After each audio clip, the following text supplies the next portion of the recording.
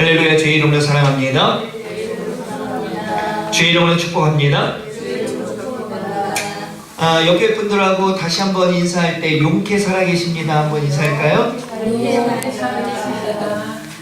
근데 이렇게 끝나면 좀 이상하니까 다시 한번 인사할 때 이것이 다 주님의 은혜랍니다. 용케 살아남으셨네요. 그죠? 옆에 이제 인사하면서 주변을 둘러보니까 빈자리가 더 많아졌어요.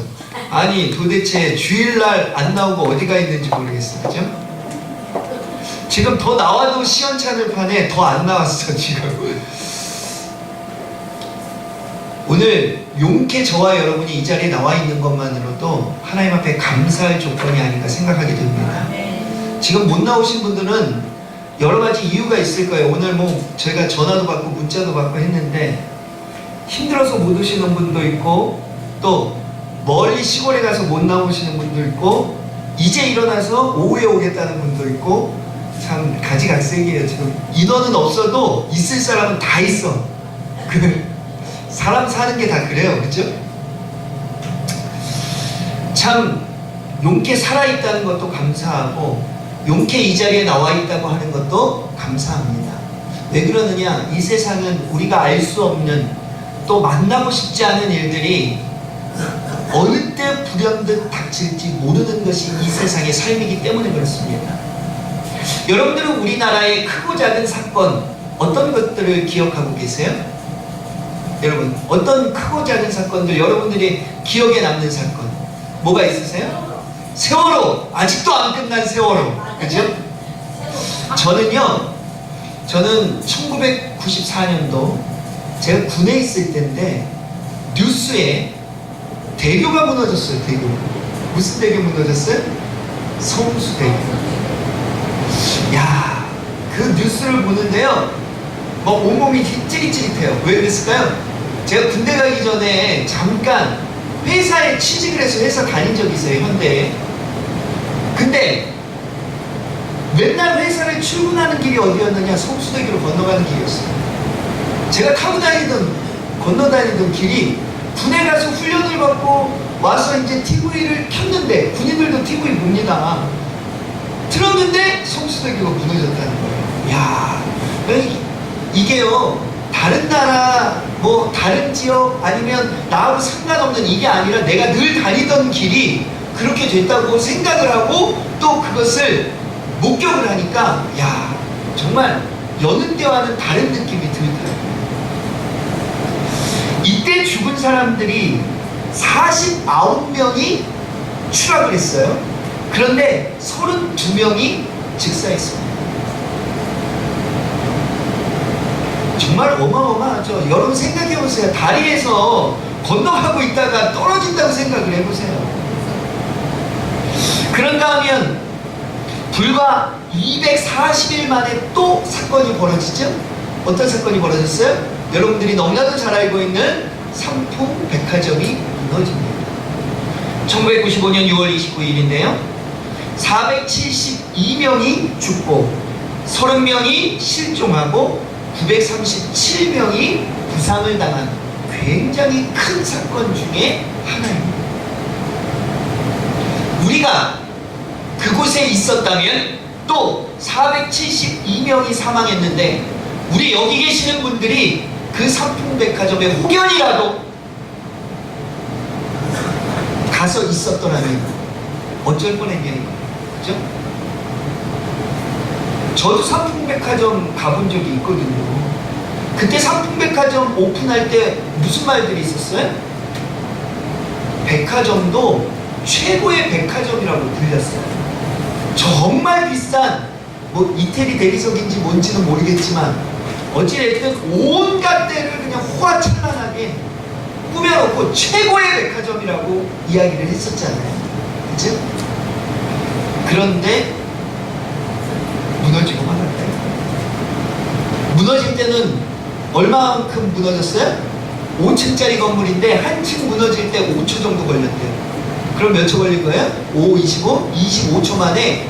물론 그 전에 무너지려고 뭐 여러 가지 건물 안에는 요동이 있었겠지만 무너질 때는 25초 만에 와르르 피할 시간이 없었다 이 말이죠. 오늘 그곳에 있지 않고 저와 여러분이 다른 곳에 있어서 오늘 저와 여러분이 이렇게 만날 수 있음에 감사해야 돼, 안 해야 돼요? 감사합니다. 그래서 용케 살아계십니다 이 인사가 어떻게 보면 이 시대에, 아니 이 세상을 살아가는 저와 여러분에게 어쩌면 딱 맞는 인사가 아닌가 생각하게 됩니다. 그런가 하면 여러분들이 조금 전에도 이야기한 세월호, 그에 앞서 바다에서 난 큰 사건 중에 하나가 뭐예요? 네? 천안함. 세월호를 잊지 않을 수 없잖아요. 그런가 하면 우리는 천안함도 잊을 수가 없습니다. 천안함은요, PCC라고 부르는 충계함인데 굉장히 큰 함정이에요, 해군에. 제가 해군에 있을 때에도 있었던 배가 천안함입니다. 그런데 이 배를 살펴보니까 이 배는요, 얼마나 튼튼한지 웬만한 파도는 이 배를 침몰시킬 수 없습니다. 그런가 하면 대공 미사일을 가지고 있어서 비행기도 격추시킬 수 있는 무기를 가지고 있어요. 그런가 하면 어뢰라고 해서 잠수함, 이 어뢰는요, 잠수함을 잡을 수 있는 무기인데 웬만한 배에 다 있지 않아요. 어느 정도 급이 돼야 있는 무기인데 이 무기도 가지고 있는 배가 천안함이었어요. 제가 군에 있을 때만 해도 천안함 그러면 정말 크고 좋은 배, 정말 전쟁에 나아가서 큰 활약을 할 수 있는 배라고 알고 있었던 배가 천안함이었어요. 뭐 그 당시에는 여러 가지 이유를 들면서 천안함이 왜 침몰했는가 라고 이야기를 했지만 지금 우리는 다 알죠? 누가 격추시켰어요? 네? 북한이. 2010년 3월 26일 두동강이 났어요. 이 튼튼하고 견고한 정말 엄청난 무기를 싣고 있는 이 배가 한순간에 두동강이 났다. 104명 중에 58명이 구조됐지만 40명이 사망하고 6명이 실종됐어요. 결국 6명이 실종됐다는 것은 죽음을 맞이했다는 것과 같습니다. 저도 배를 타봤지만요, 바다에 빠지는 것은요, 정말 죽음과 아주 근접한, 아주 가까이 간 상황이라고 할 수 있어요. 바다의 이 바닷물 온도는요, 수시로 바뀝니다. 수시로. 여름에 우리가 바다에 들어가면 어때요? 시원하다고 하죠? 그런데 그곳에 계속 있다 보면 어떻게 해요? 저체온증에 걸리게 됩니다. 그런가 하면요, 바다는요, 수시로 어떻게 해요? 크고 작은 파도들이 일어서 어느 순간에 몇 미터, 몇십 미터, 몇백 미터를 수영하지 않아도 휩쓸려가는 곳이 바다입니다. 그래서 바다에서 수영을 한다는 것은 굉장히 체력을 요하고 힘이 든 일 중에 하나라고 말할 수 있지요. 바다에 빠져서 구조대가 오지 않으면 살아남을 확률이 굉장히 낮다라고 말할 수 있는 거죠. 이런 바다에 어려움이 있어요. 저는 오늘 또 감사합니다. 제가 해군이었거든요. 해군. 천안함에 있을 수 있었을까요? 없었을까요? 있을 수 있죠. 그죠? 물론 저는 94년도에 갔다 96년도 12월에 제대를 했지만 어찌됐든 굉장히 안타까운 일들이 많이 있어요. 이 바다 이야기를 하니까 영화 가운데 침몰 영화를 상영한 적이 있는데 타이타닉이라는 영화 여러분들 다 아실 거예요. 뭐 안 보신 분도 계실지 모르지만 그래도 이 타이타닉은 굉장히 유명한 영화 중에 하나이거든요. 당시에 이 타이타닉은요, 실제 있었던 배입니다. 1912년 4월 10일 출항을 하는데 그 당시에 이 배는 최고 좋은, 최고 큰, 최고 호화로운 유람선 이라고 해서 전 세계 사람들이 야 정말 대단하다 라고 이야기하던 배였어요. 출항할 때 사람들이 뭐라고 했는지 아세요? 출항할 때 사람들이 이 배는 절대 침몰할 수 없어. 어떤 파도도 어떤 것도 이 배를 침몰시킬 수 없어 라고 말합니다. 그런데 세계적으로 가장 사망자가 많이 나왔던 배가 무슨 배냐? 바로 타이타닉호였어요. 1523명이라고 하는 어마어마한 숫자가 침몰당해 죽음을 맞이합니다. 무엇 때문에 침몰당했어요? 혹시 아세요? 얼음 조각. 생각지도 않았던 얼음 조각이 타이타닉호에 부딪히면서 타이타닉은 침몰합니다. 그리고 이렇게 엄청난 사망자 수를 내고 바닷속으로 사라져 버렸죠. 사랑하는 성도 여러분, 오늘 우리가 살아가는 데 있어서 이런 장애물들 꼭 바다에 가지 않아도 우리가 살아가는데 만날 수 있다고 하는 거예요. 특별히 바다에서 굉장히 위험한 존재가 있는데 천안함은 뭐 때문에 침몰당했다고요? 북한의 도발, 북한의 침투 때문에 침몰했어요. 그러려고 하면 타이타닉은 빙산 때문에 침몰합니다. 그럼에도 불구하고 바다에서 가장 위험한 것 중에 하나가 뭐냐? 암초예요. 암초는 다른 말로 말하면 바다에 숨겨져 있는, 감추어져 있는 바위산이다 라고 말할 수 있어요. 무슨 산이요? 바위산. 지금은 과학이 발달해서 배도 이 암초를 찾아내고 피해갈 수 있는 장비들이 굉장히 많이 있어요. 그래서 요즘은 암초에 걸려서 침몰하는 배가 극히 드뭅니다. 그럼에도 불구하고 자신이 항해하는 항해로를 이탈하면 여전히 이 배를 위험에 빠지게 하는 것 중에 하나가 뭐냐? 암초예요. 그래서 항해하는 이 배에 근무하는 근무자들은 다른 것도 잘 살펴봐야 하지만 암초가 있는지 없는지도 늘 잘 살펴봐야 합니다. 안 그러면 어떻게 돼요? 침몰하니까. 사랑하는 성도 여러분, 제가 왜 지금까지 여러 이야기들을 하면서 암초 이야기까지 왔느냐? 저와 여러분이 살아가는 삶 가운데에도 특별히 저와 여러분이 열심히 준행하며 나아가야 되는 신앙의 삶 가운데에도 이러한 암초가 있다고 하는 거예요.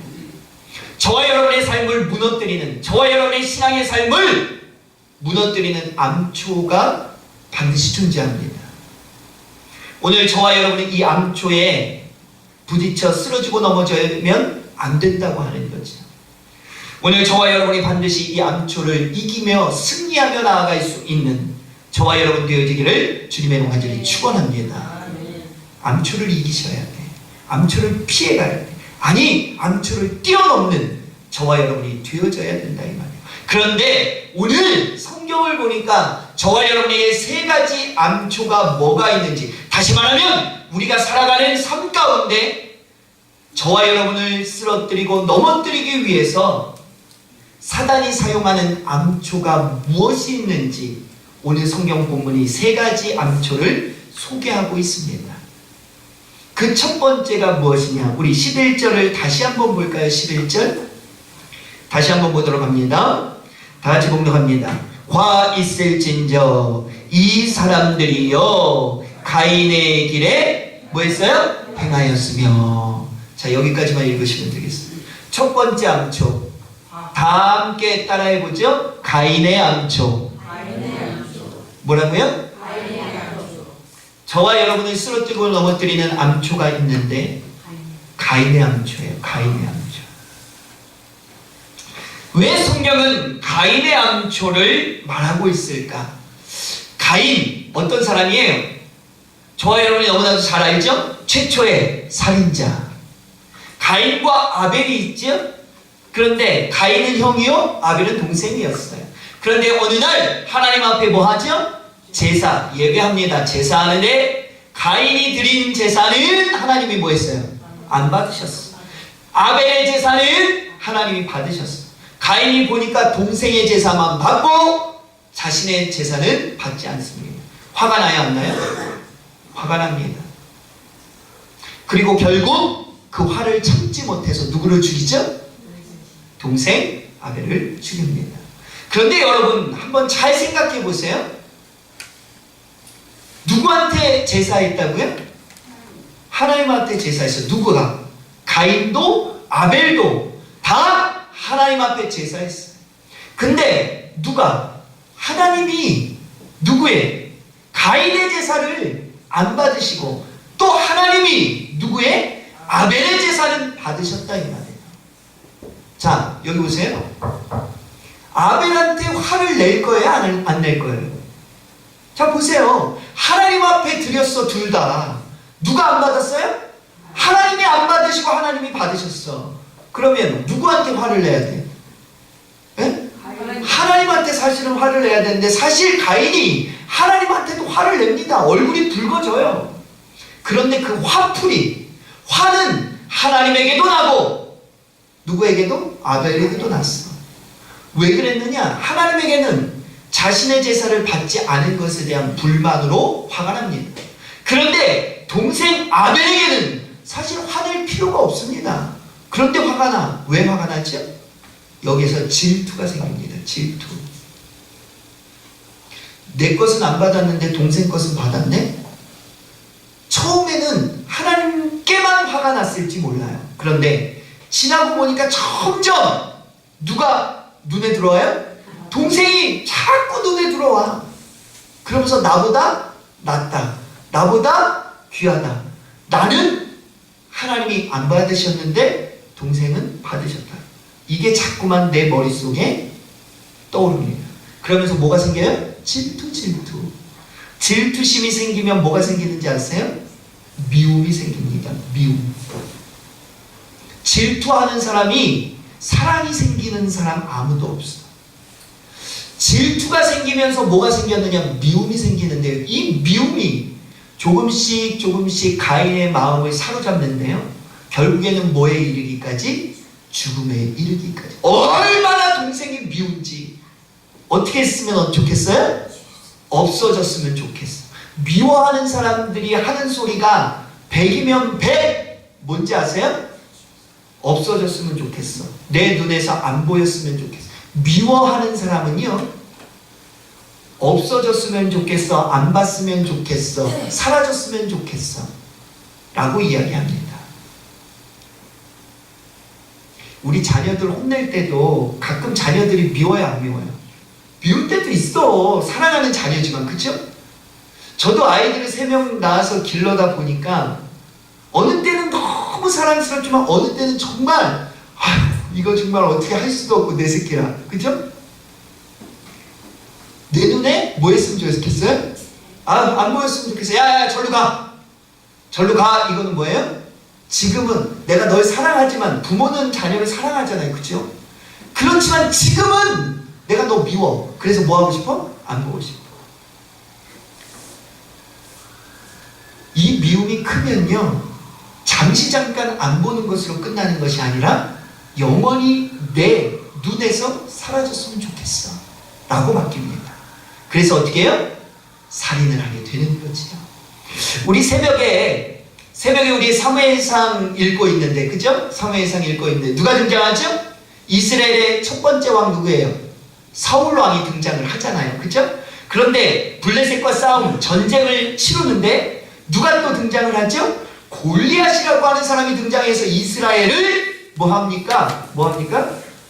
막 저주하고 조롱하고 핍박합니다. 그런데도 이스라엘 사람들이 골리앗을 대적해서 싸울 사람이 한 사람도 없어. 그러던 와중에 소년 다윗이 전쟁터에 들게 되는데, 이때 소년 다윗이 골리앗을 무너뜨리죠? 그죠? 돌팔매로.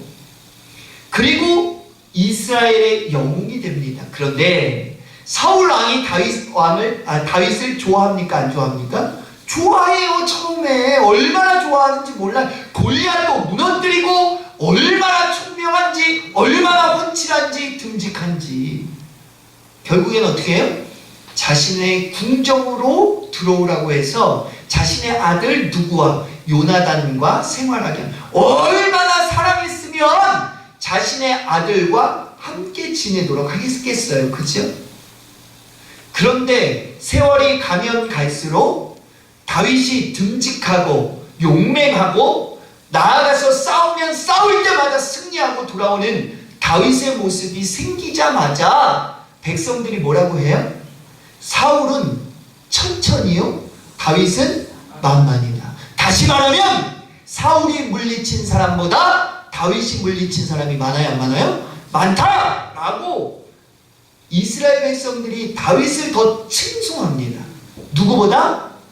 왕보다. 그러니까 왕이 조금씩 처음에는 화 안 냈을 거예요, 아마. 그래, 다윗 훌륭해. 내가 그래서 다윗을 인재로 등용하고 내 아들과 같이 생활하게 하고 나와 함께 이 나라를 이끌어갈 수 있도록 자리하지 않았냐? 라고 했을 거야. 그런데 계속되는 이스라엘 백성들의 친송이 사울 왕의 마음을 아프게 합니다. 자꾸만 자신보다 누가 더 위대하대요? 다윗이 더 위대하대. 다윗이 더 뛰어나대. 그 이야기를 자꾸만 들으니까 칭찬도 한두 번이라고 말하잖아요. 그죠? 근데 안 좋은 소리를 자꾸만 듣다 보니까 사울의 마음속에 뭐가 생겨요? 질투가 생겨, 질투.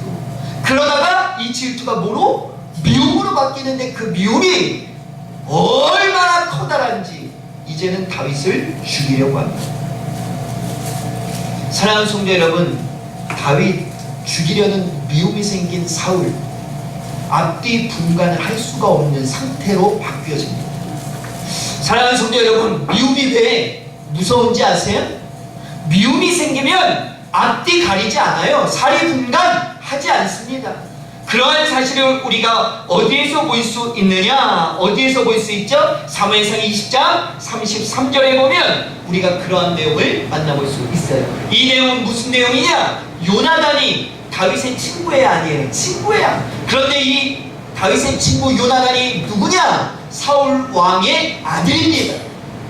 그러니까 사울 왕의 아들이었던 요나단이 보니까 자기 친구를 누가? 아버지가 죽이려고 해. 그래서 아버지에게 변론합니다. 아유, 아버지, 다윗은 죄가 없잖아요. 왜 죽이려고 하십니까? 다윗은 아무것도 한 것이 없어요. 다윗을 변론합니다. 그런데 사울은 무엇에 빠졌다고요? 미움에 빠져버렸어. 20장 33절에 보면요, 단창을 자신의 아들 요나단에게 집어 던집니다. 죽으라고. 물론 이것이 빗나가서 죽지 않았지만 미움이 마음속에 도사리니까 자신의 자녀까지도 죽이려고 하는 마음이 그 미움을 품은 자에게 나타나더라. 사랑하는 성도 여러분, 미움의 암초는 이렇게 무서운 거예요. 저와 여러분이 하나님을 믿는다고 하지만 그때그때마다 뭐가 생길 때가 있어요? 미움이 생길 때가 있어요. 그런데 이 미움의 암초에 부딪히고 넘어지면 저와 여러분은 이러한 돌이킬 수 없는 죄악에 빠질 수도 있다고 하는 사실을 꼭 기억하실 수 있기를 주님의 이름으로 축원합니다. 절대 미움의 암초에 쓰러지거나 넘어짐이 없어야 돼요. 그래서 잠언서 10장 12절은 이렇게 말하죠. 미움은 다툼을 일으켜도 사랑은 모든 허물을 가리우느니라. 미움은요, 다툼을 일으킨대, 다툼을. 그런데 사랑은 뭐라고요?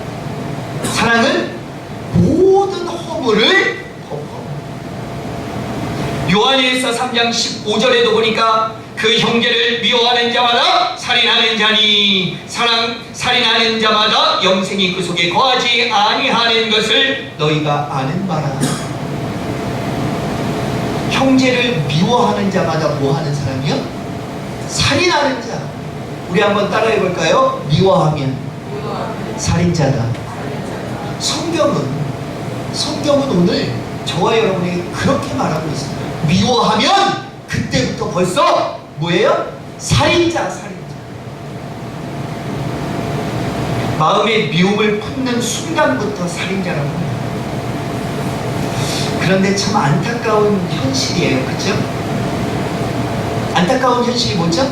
제가 조금 전에도 말했지만 사람들, 오늘 뭐 사람들까지 갈 필요도 없어. 오늘 여기 있는 저와 여러분 중에 나는 미움이 없어요 라고 하는 분 한번 손 들어보세요. 나는 미움이라는 감정이 나는 없습니다. 아무도 없어. 오죽하면 뭐라 그랬어요? 자식도 미워한다니까요. 자식도 부모를 미워할 때가 있어요, 없어요? 미워할 때 있죠. 저희 아이들도요, 부모가 혼을 내거나 야단을 치면 눈빛부터 달라져요. 며칠 전에 우리 예담이를 눈빛 때문에 제가 혼낸 적이 있는데, 부모한테도요, 아주 그냥 죽일 듯이 눈에 힘주고 쳐다볼 때가 있다니까. 그때만큼은 뭐 한 거예요? 부모가 미운 거야. 부모도 마찬가지야. 그때만큼은 또 누가 미워요? 자녀가 미운 거야. 참 아이러니한 게 성경은 미움을 품는 순간부터 뭐라고 말하냐? 살인자다 말하는데 사람은 누구나 뭐가 있어요? 미움이 있어. 미움이. 이게 저와 여러분이 풀어야 되는 숙제야, 숙제.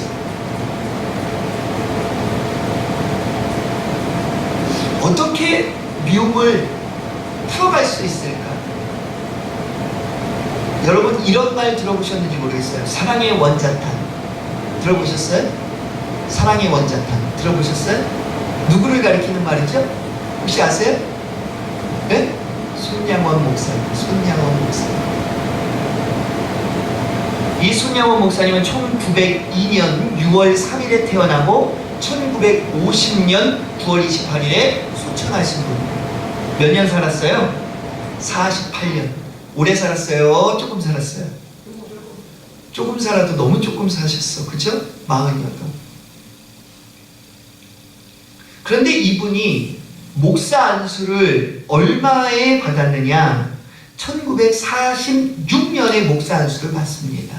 다시 말하면 목사로 임직해서 목사의 일을 감당한 것이 몇 년이냐? 4년밖에 되지 않아. 그리고 목숨을 잃었어.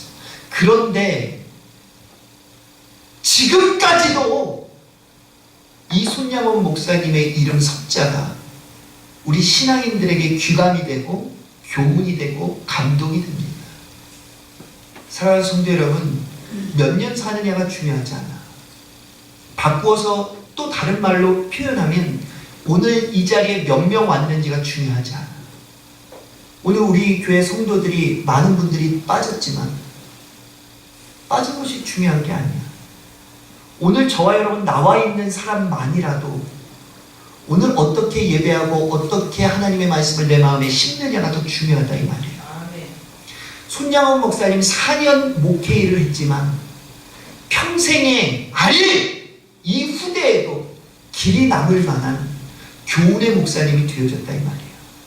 그런데 이 목사님 수식어, 이 목사님 이름 앞에 무슨 이름이 붙느냐? 사랑의 원자탄. 4년밖에 일하지 않았는데도 사랑의 원자탄이라는 별명을 가졌다 이 말이에요. 다시 말하면 손양원 목사님에게도 미움이 있었어요. 미움이. 그런데 얼마나 사랑을 실천했으면 사람들이 손양원 목사님을 가리켜서 사랑의 원자탄이다 라고 말했을까? 손양원 목사님에게는 두 아들이 있었지요. 그런데 1948년 10월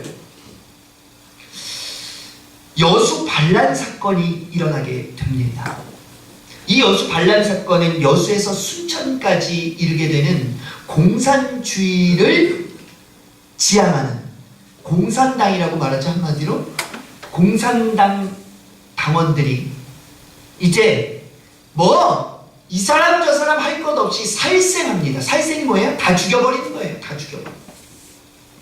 그래서 여수에서 순천까지 공산당의 반란 사건이 일어납니다. 이것이 여수 반란 사건입니다.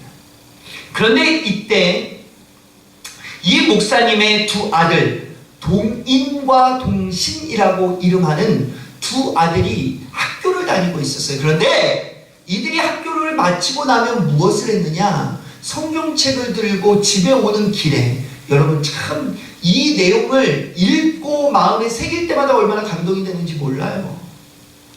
학교 갔다가 오는 그 시간에 이 아이들은 성경책을 들고 만나는 사람에게 전도합니다. 야, 요즘 그런 학생들이 있을까요? 우리 집 아이들도 성경 열심히 봐야지 라고 해도 핸드폰은 수없이 쳐다봐도 하루에 성경책 한 절도 안 읽을 때가 너무 많아. 그런데 이 아이들은요, 성경책을 읽는 것뿐만이 아니라 학교가 끝나서 집에 오는 그 길에, 그 짧은 길에 복음을 증거했다 이 말이에요. 그런데 복음을 증거하다 누구를 만나느냐? 바로 이 공산당들을 만나게 됩니다. 그리고 그들에게 붙잡혀가요. 그리고 어떻게 돼요? 죽음을 맞이하게 됩니다. 그럼에도 불구하고 이 여주 반란 사건은 26일 만에, 한 달도 가지 않아서 제압당합니다. 그런데 중요한 사실은 손양원 목사님이 누구를 잃었어요? 두 아들. 한 명도 아니고 두 명이나 되는 아들을 그들에게 목숨을 빼앗겨 버렸어요. 그런데요, 그 아들을 죽인 범인도 잡혔을까요? 안 잡혔을까요? 잡혔어요. 여러분 같으면 어떻게 할까요? 요즘도 뉴스에 보면 가끔 어떤 누구를 상해하거나 다치게 하거나 뭐 죽음에 이르게 하는 이런 사건을 벌인 범죄자가 나오면 유가족들이 막 나와갖고 어떻게 하려고 그래요? 그냥 때려 죽이려고 하잖아. 얼마나 고통스럽고 얼마나 한이 맺히면, 그죠? 자신의 핏줄이 죽었다고 하면, 그것도 총과 칼에 난도질 당했다고 하면 얼마나 가슴이 아프겠냐. 저도 자녀들이 있지만 제 자녀한테 누가 그랬다고 한다면 지구 끝까지라도 쫓아가서 가만두지 않을 것 같아. 이 손양원 목사님이라고 다르겠냐 이 말이에요. 자신의 두 아들을 어떻게 했어요? 죽였다니까요. 무참히. 그런데 이 손양원 목사님은요, 자신의 아들을 죽인 범죄자들을 용서하고 그들을 자신의 아들 삼습니다. 사랑하는 성도 여러분, 이 일이 가능할까? 그런데 가능했기에 손양원 목사님 같은 분이 있다고 하는, 없는 게 아니라 있다 이 말이에요. 그러니까 가능한 거야, 안 가능한 거야? 가능해. 근데 중요한 것은 누구나 할 수 없는 힘든 일이다 이 말이에요. 그런데 중요한 사실은 누구나가 저와 여러분이 되어서는 안 된다 이 말이죠. 사랑하는 성도 여러분, 믿는 사람은 안 믿는 사람하고 뭐 해야 돼요? 달라야 돼요. 손양원 목사님이 오늘 저와 여러분에게 미움은 어떻게 극복하는지를 보여줍니다. 그것이 뭐냐? 사랑이에요. 예수 그리스도가 저와 여러분에게 보여줬던 사랑, 그 사랑을 저와 여러분이 실천할 때 미움을 이길 수 있는 거예요. 아무리 큰 미움이 와도 더 큰 사랑으로 눌러버리면 그 미움을 이길 수 있는 거죠. 그 순간에는 미움이 일지라도 돌이켜서 기도하고 말씀을 보고 생각해 보면 저와 여러분은 그리스도의 사랑으로 그 미움을 누를 수 있다고 합니다. 일순간에는 미움이 솟구치죠. 그죠? 그래서 내가 저는 가만히 안 둘 거야 라고 얘기하지만 믿음의 사람들은 돌이켜서 뭐 해야 돼요? 기도해야 돼요. 그 사람에게 나아가서 대적하기보다 뭐부터 해야 돼요? 기도부터 해야지. 그러다 보면 하나님께서 성령 하나님을 허락하여 주셔서 예수 그리스도의 사랑을 저와 여러분에게 심어주실 줄로 믿습니다. 아멘. 그러면 미움도 이길 수 있는 거예요.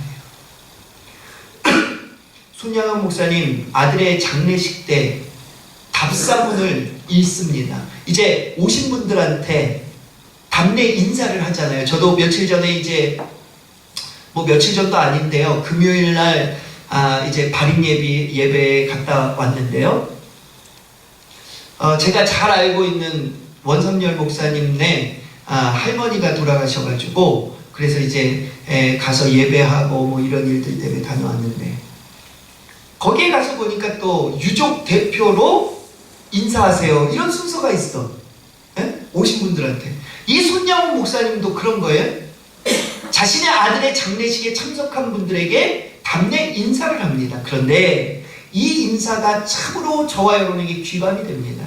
그래서 제가 여러분들에게 읽어드리려고 하는데요. 이렇게 답사문을 읽습니다.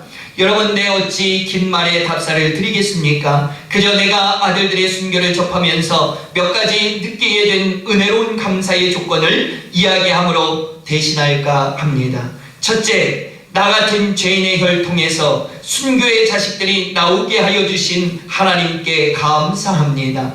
둘째, 허다한 많은 성도들 중에 어찌 이런 보배들을 주께서 하필 나에게 주셨는지 그 점 또한 주님께 감사합니다. 셋째, 삼남 삼녀 중 가장 아름다운 두 아들 장남과 차남을 하나님께 바치게 된 나의 축복을 인하여 하나님께 감사합니다. 넷째, 한 아들의 순교도 귀하다고 하는데 하물며 두 아들의 순교라니요. 하나님 감사합니다. 다섯 번째, 예수 믿다가 누워 죽는 것도 큰 복이라 하거늘 하물며 전도하다 총살당할 수 있도록 하신 하나님 감사합니다. 여섯 번째, 미국 유학 가려고 준비하던 내 아들 미국보다 더 좋은 천국 갔으니 내 마음 안심되어 하나님 감사합니다. 일곱째, 나의 사랑하는 두 아들을 총살한 원수를 회개시켜 내 아들 삼고자 하는 사랑의 마음을 주심에 하나님께 감사합니다. 여덟 번째, 내 두 아들의 순교로 말미암아 무수한 천국의 아들들이 생길 것이 믿어지니 우리 하나님 아버지 감사합니다. 아홉 번째, 이 같은 역경 중에서 이상 8가지 진리와 하나님의 사랑을 찾을 수 있는 기쁨과 여유 있는 믿음 주신 우리 주 예수 그리스도께 감사 또 감사합니다. 끝으로 나에게 분수에 넘치는 과분한 큰 복을 내려주신 하나님께 모든 영광을 돌립니다. 이 일들이 옛날 내 아버지 어머니가 새벽마다 부르짖었던 수십 년간의 눈물로 이루어진 기도의 결정이요, 나의 사랑하는 한센 병자 형제 자매들이 23년간 나와 내 가족을 위해 기도해준 그 성리의 열매로 믿어 의심치 않으며 여러분께도 감사를 드립니다. 두 아들이요, 미국에 유학을 준비하고 있었나 봐요. 그런데 미국이 아니라 천국에 갈 수 있음에 감사하다. 참, 저와 여러분이 오늘 이러한 감사, 이러한 사랑의 실천자가 될 수 있다면 아마 우리의 교회가, 우리의 가정이, 우리의 나라가 달라지지 않을까라고 하는 생각을 하게 됩니다. 저마다 더 잘한다고 할까봐 얼마나 손가락질을 하고 얼마나 미움을 토해내고 얼마나 시기와 질투를 늘어놓는지. 전쟁터가 따로 없어요. 정치하는 세계에도 가보면 으르렁대지요. 사회에도 나오면 서로서로 으르렁댑니다. 가정에도 가면 서로가 서로를 향하여 으르렁대요. 사랑하는 성도 여러분, 이것이 다 가인의 암초인 것을 오늘 저와 여러분이 깨달아 알 수 있기를 주님의 간절히 축원합니다. 가인의 암초는 미움이에요. 이 미움에 쓰러지거나 넘어지는 저와 여러분 되지 않기를 주님의 간절히 축원합니다. 손양원 목사님처럼 사랑으로 이 미움의 암초를 깨부수는 저와 여러분 되어지기를 주님의 이름으로 다시 한번 간절히 축원합니다. 기도하겠습니다. 사랑의 하나님, 오늘 이 시간 우리의 삶과 우리의 신앙을 무너뜨리고자 도사리고 있는 암초 세 가지 중에 첫 번째 암초를 이야기하며 은혜를 나누게 됩니다. 하나님, 가인의 암초 반드시 무너뜨리고 쓰러뜨려야 되겠습니다. 우리가 그 암초에 부딪혀 쓰러지거나 넘어지거나 난망하여서야 되겠습니까? 하나님, 우리들은 하나님을 믿는 자들이요 예수 그리스도의 사랑을 몸소 받은 자들임을 고백하며 사랑으로 미움을 이기며 나아갈 수 있는 여기 모든 권속들 되어질 수 있도록 주님 인도하여 주시옵소서. 그래서 반드시 이 땅에서 예수 그리스도의 사랑을 실천하며 승리하며 하나님이 예비해 주신 무한한 축복의 주인공들이 다 되어질 수만 있도록 주님 인도하여 주시옵소서. 모든 것 주님께 의탁하고 예수 그리스도의 이름으로 간절히 기도드렸사옵나이다. 아멘.